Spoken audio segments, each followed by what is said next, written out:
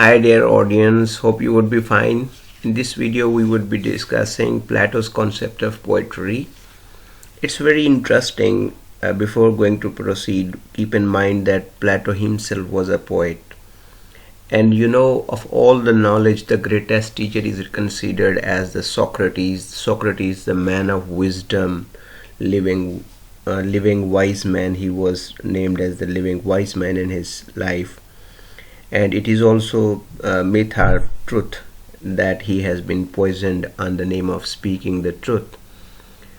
Plato was the disciple of Socrates. He has been living actively and lively in his company.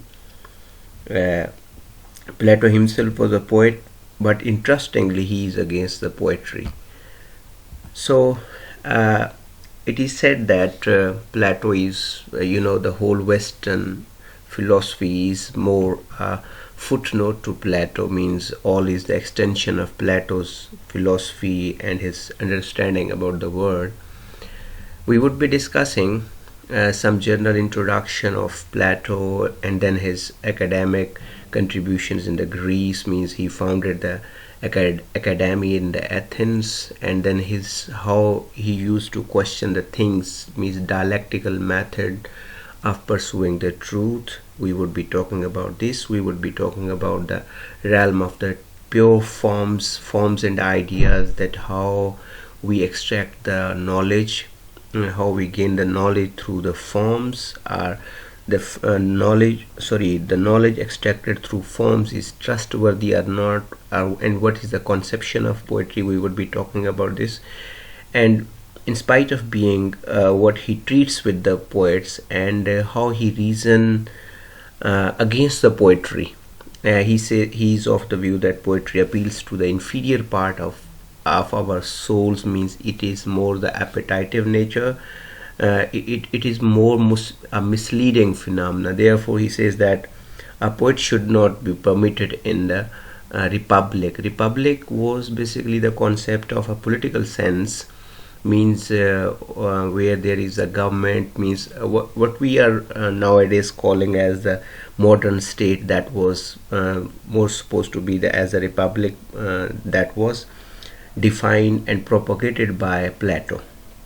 So republic is more a democratic sort of the government, but he says that in that republic, in that sort of the government, which he proposed of that time in the Greece, he said the poets should not be permitted in that land. They should be dragged out of that. They should be given way to some other land rather than being in the Greek.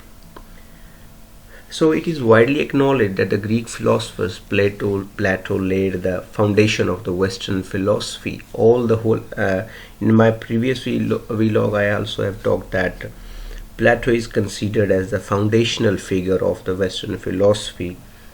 So the mathematician and the philosopher A.N. Whitehead stated that the Western philosophy is a series of footnotes to Plato, means Western philosophy has taken a lot means everything from Plato.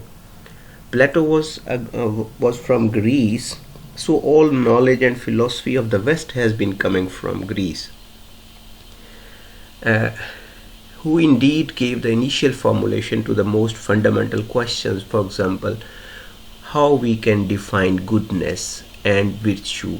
These have been the questions which Plato has been discussing in his books.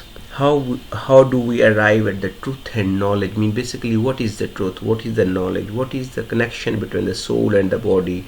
What is the ideal political state, means that of the republic? Or what should we use? Even I'm not talking about the West, means West has taken all the knowledge. The whole world has taken even the word republic, which we in Pakistan are using.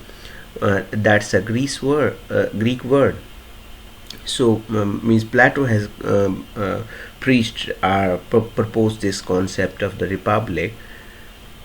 So even every country has taken a lot, as every country, most third world countries are mostly dependent upon the concept of the Western knowledge, and Western knowledge was extracting or bringing everything from the Greece.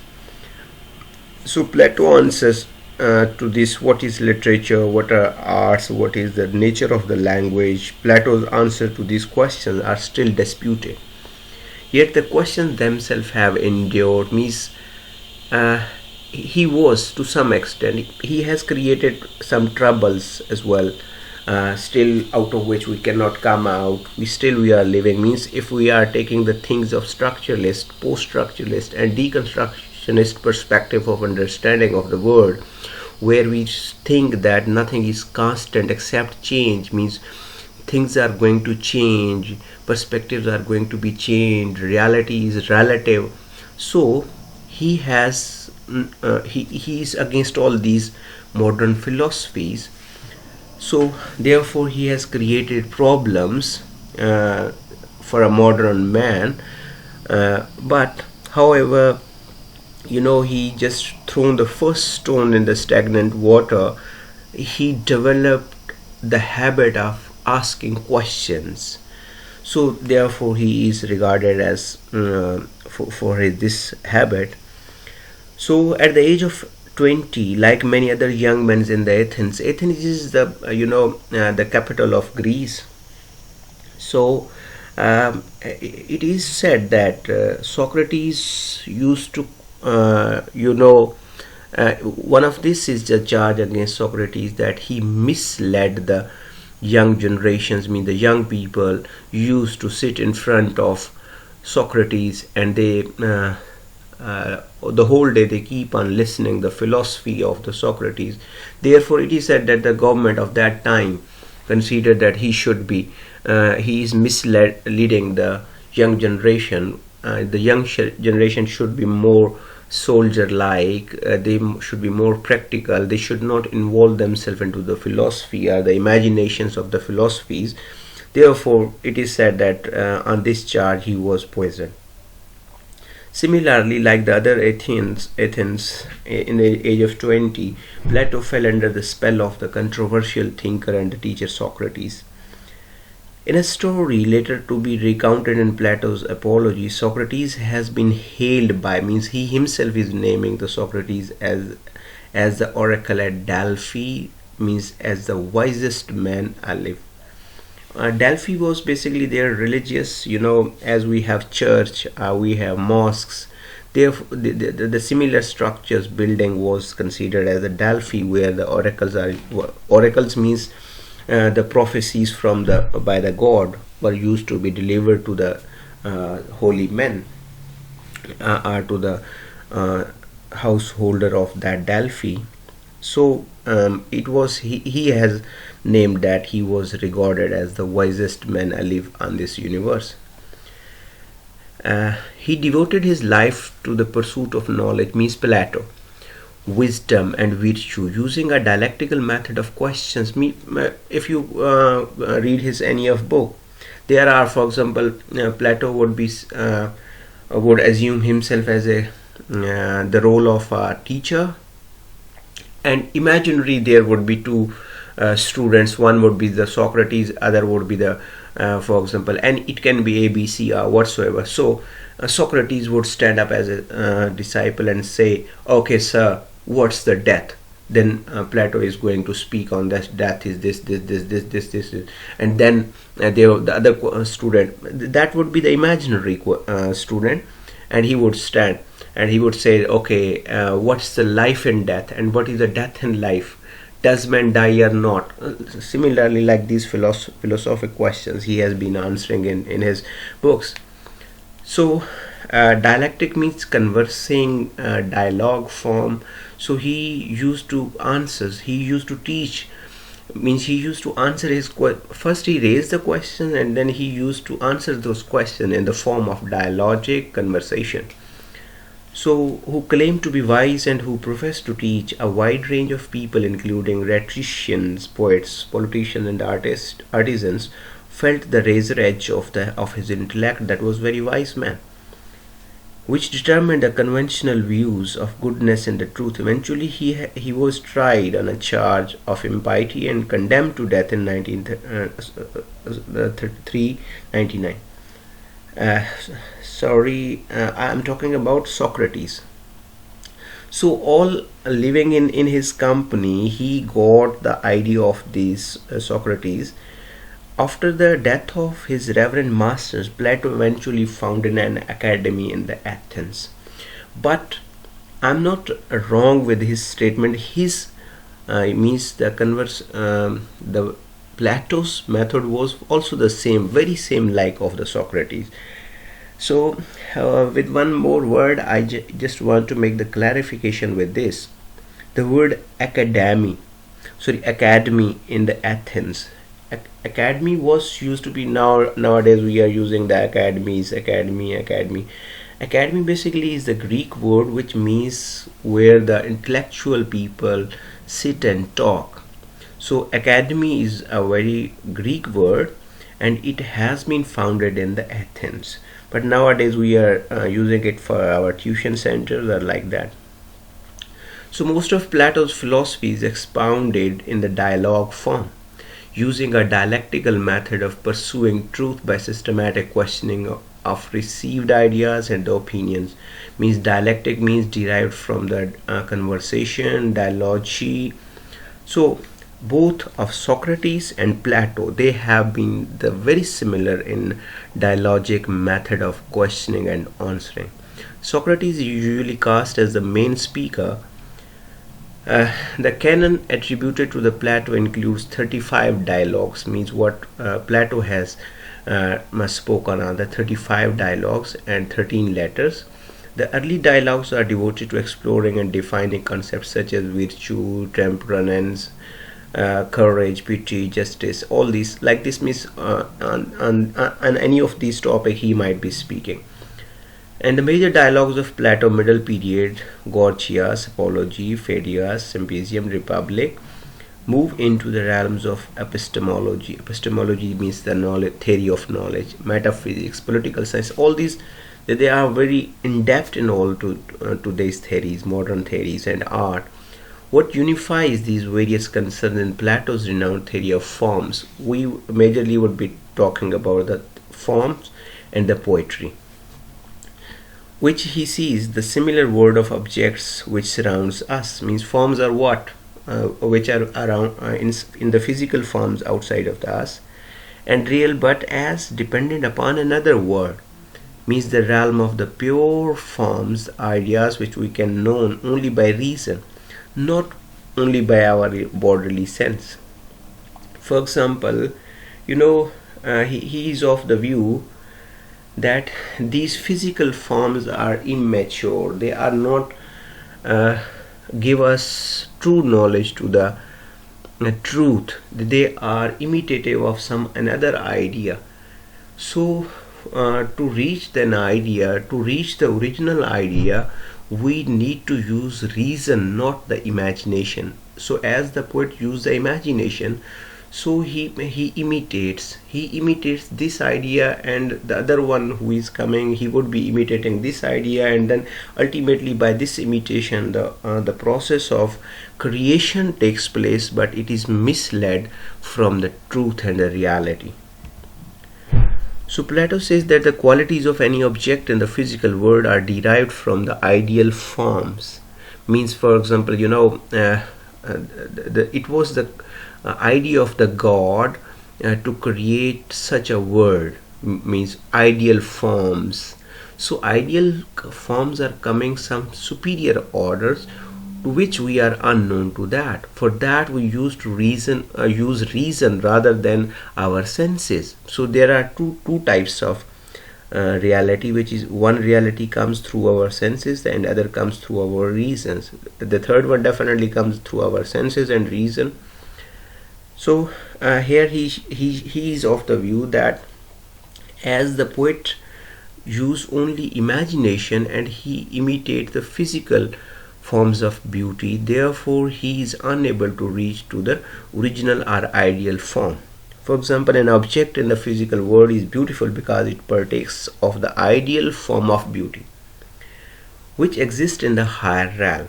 Means if the beauty is reflected in the woman And I'm oh sorry, just I came by word this word woman means anything which is might be the beautiful. There might be a beautiful dog, there might be a beautiful cow, buffalo, whatsoever.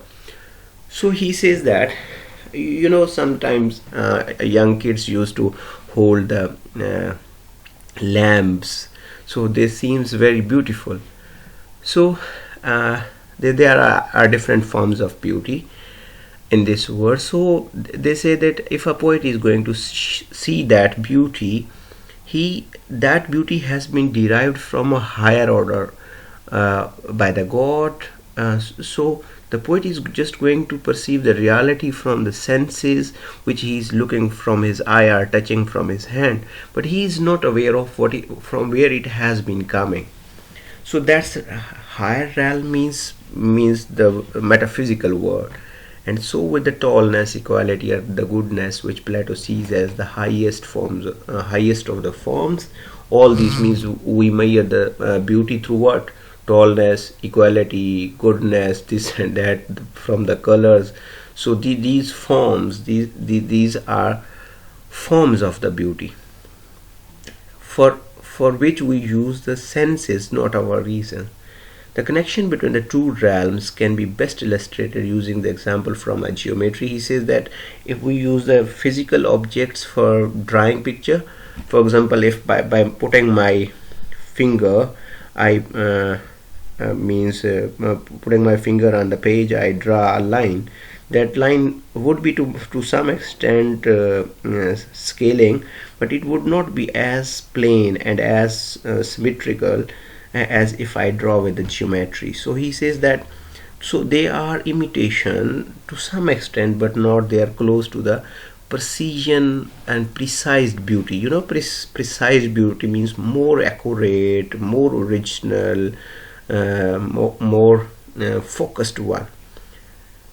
So he says that our knowledge is coming through different forms which cannot be the original knowledge. So as I want to make over clear over here, Plato is of the view, as we are more away from the original reason and the forms, ideal forms, we are misled, we are away from the reality.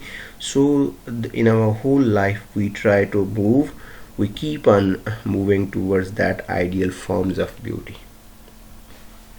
So according to Plato, the word of forms being changeless and eternal means one form which is of the higher order, so alone constitutes the reality.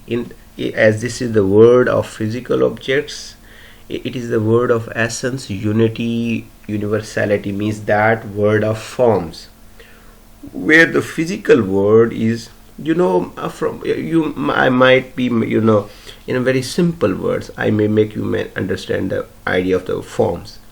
There might be some map of the house. When we built our house, there is a chart, or a map of the house, that how a house would be constructed. So that might be the very beautiful. When we look that map, house on the map, that is the most beautiful one. But when we in the physical form we get that house, that might not be so attractive as it seems in the map. So means beauty on one side is a form, and the other side is the physical world, which may not be the beautiful. And the perpetual change and decay, mere existence. If I am beautiful, if you are beautiful today, you are in your age of 20s.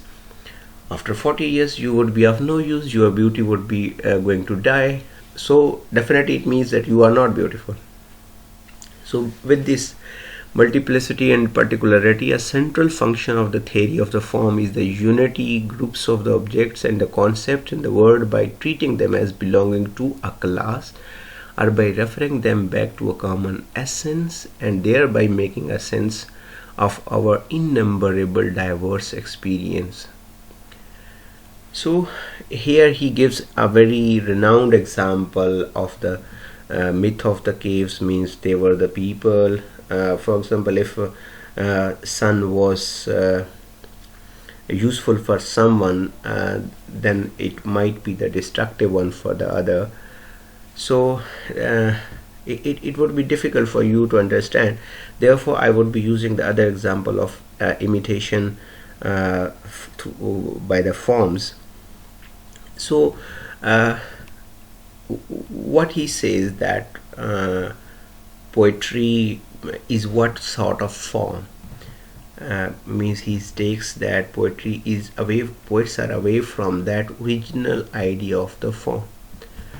Plato's conception of poetry is based on the following charges. He says that it is intrinsic expression of falsehood, means poets are the lawyers. Poetry is the mother of all lies, and the one who claims to be the poet is the most lawyer man of this word falsehood.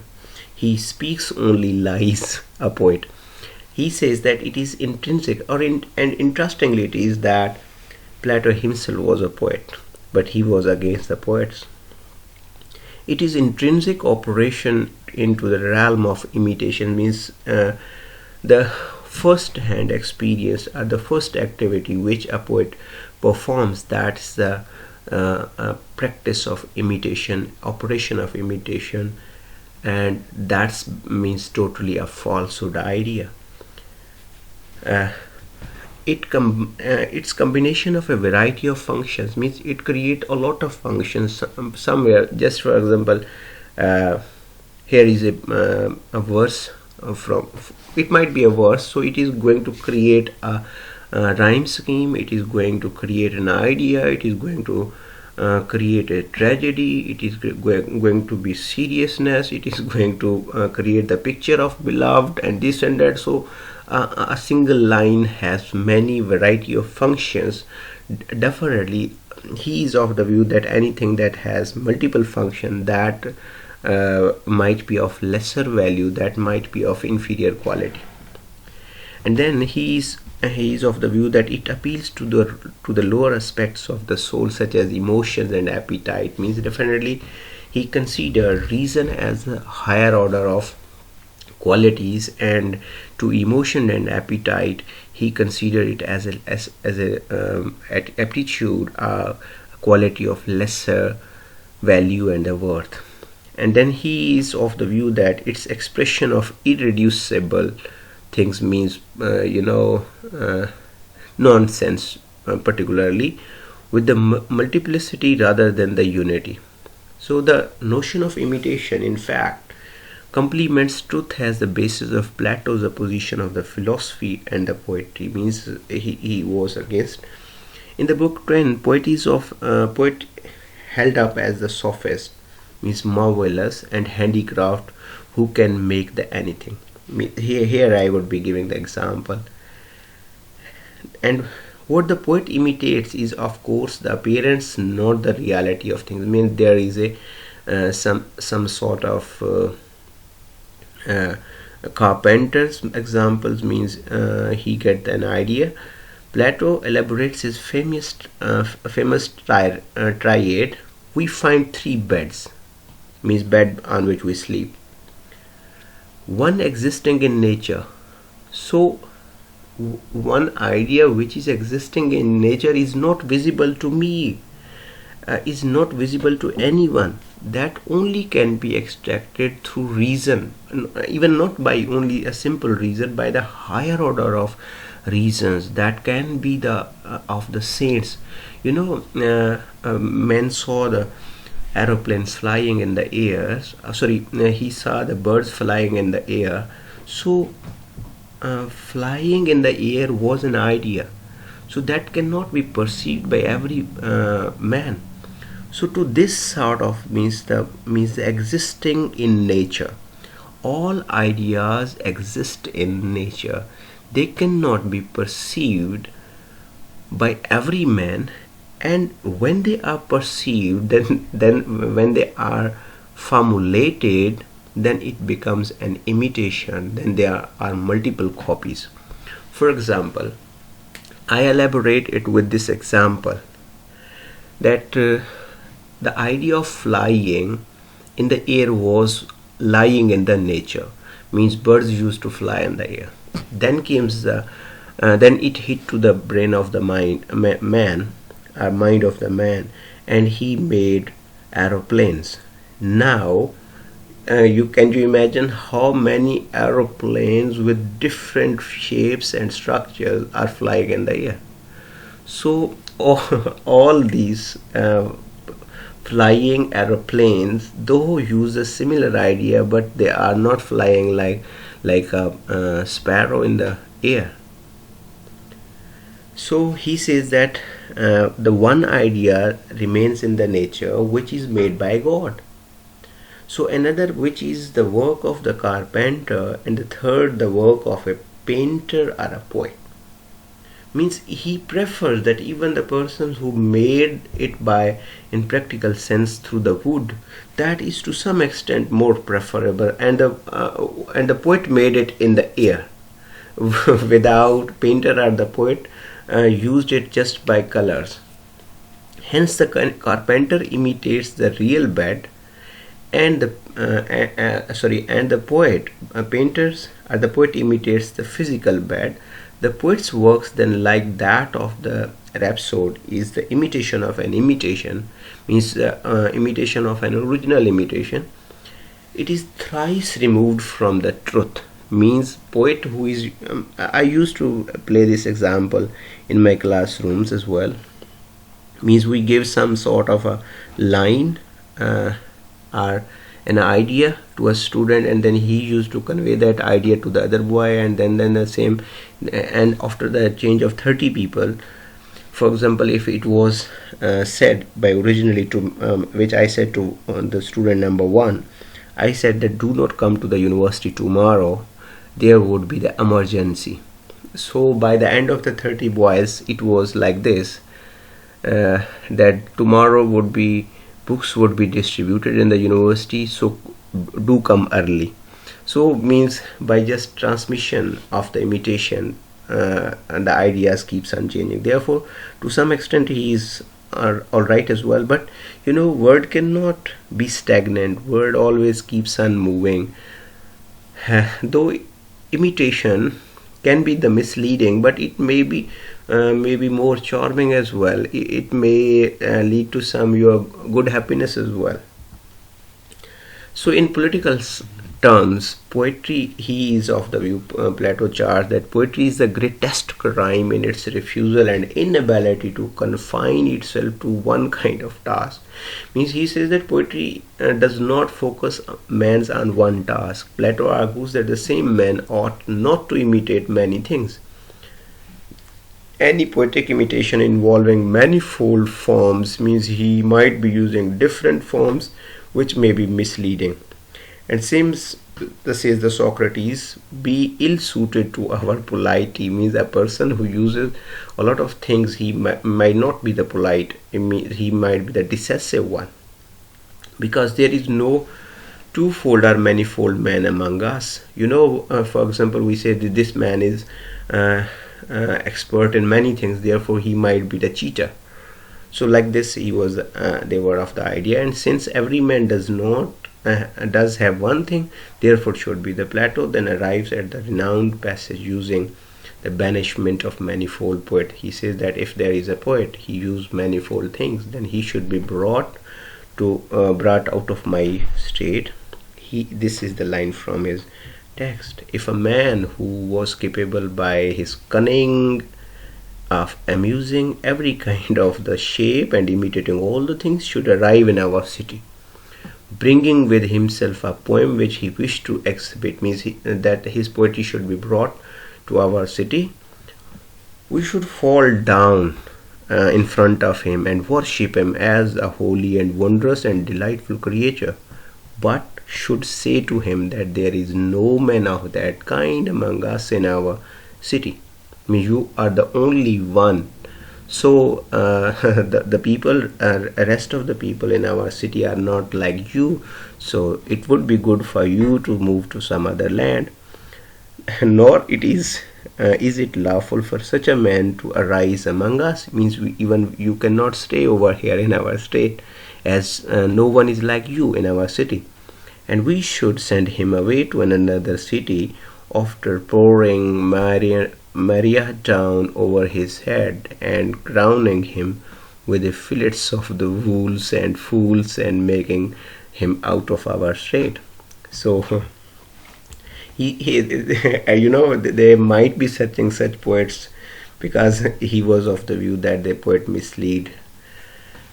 So the influence of Plato on many fundamental areas of Western philosophy, Western thought, including literary theory, continues to the present day.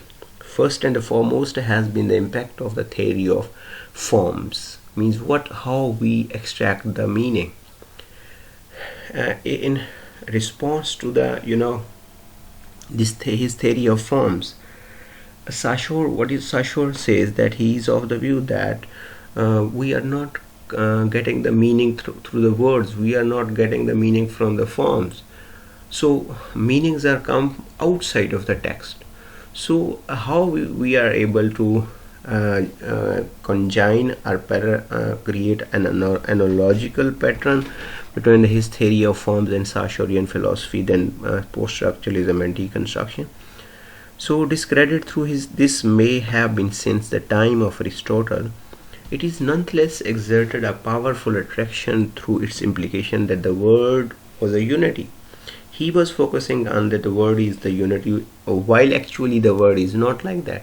That our experience of manifold qualities in the word could be brought under certain unifying concepts, that the physical word itself is only a small part of the manifestation of it, or a higher reality, and that there exists a higher ideal pattern for earthly endeavors.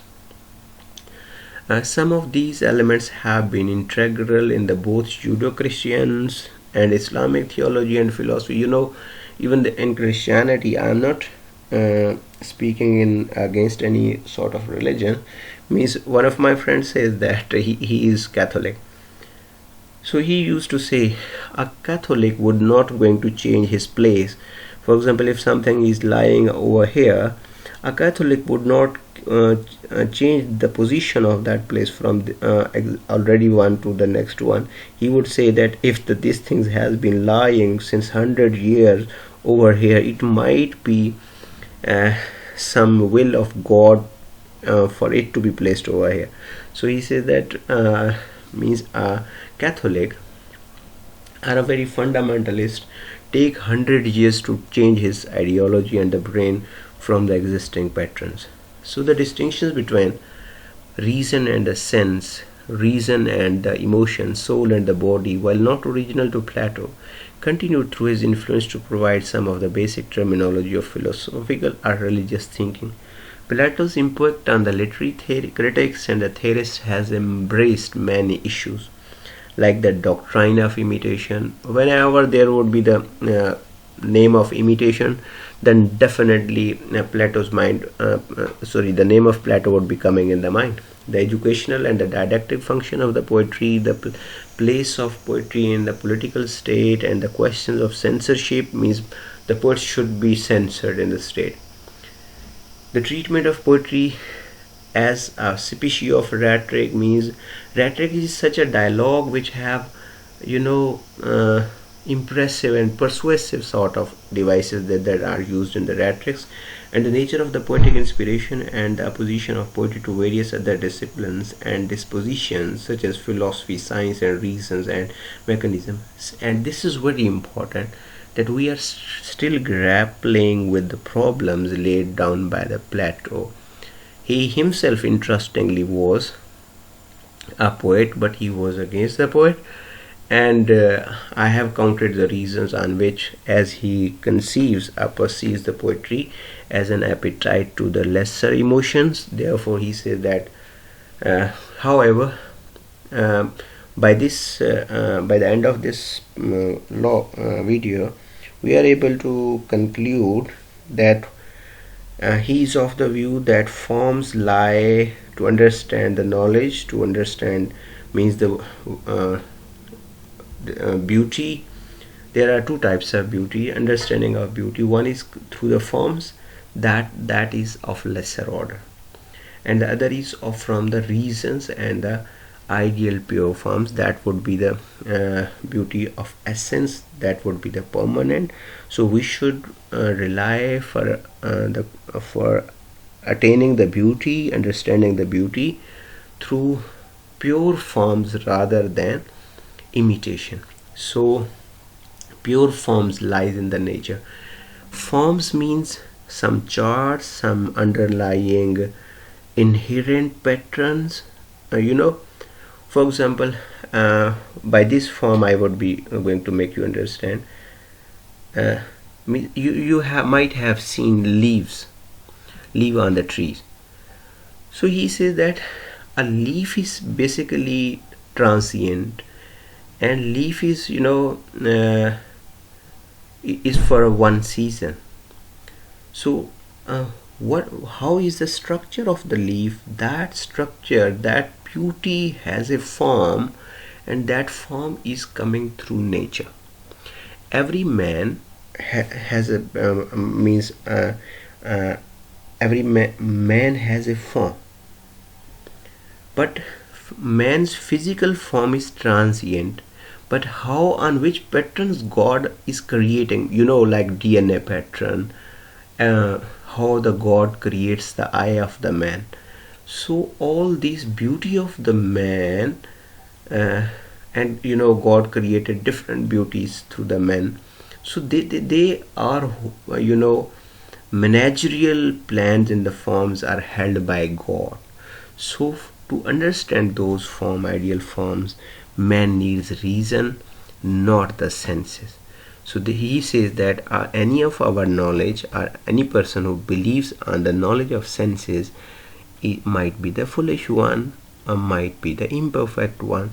So he might be the misleading as well. And as the poets more focus, means the ultimate word of a poet is only the forms, physical form, and they are of no use. With this, I think you might be clear. If you have any question, you may ask me in the comment section. I would be readily answer the question. With this, I seek permission. Goodbye.